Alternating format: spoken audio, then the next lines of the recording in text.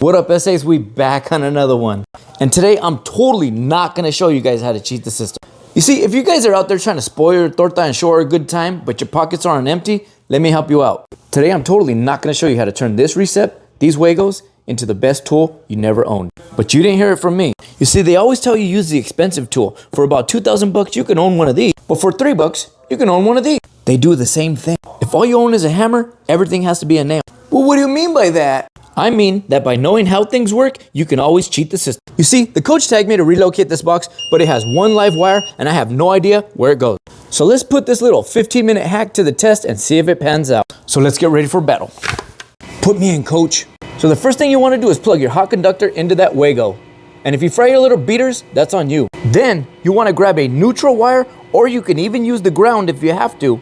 And then you plug that into the other Wago. So now I have both Wagos going to my reset. Then you want to plug it into your client receiver. Oh! You should see your client receiver light up right away. Now I'm ready to use my transmitter and start tracing. So here we are at the mystery panel, tracing it out. I know you're in here somewhere.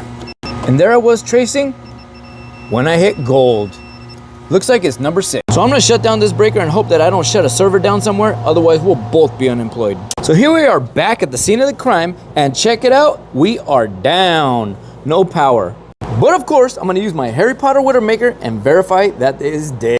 Da-da-da-da-da-da. Send her to the morgue, boys, she's dead.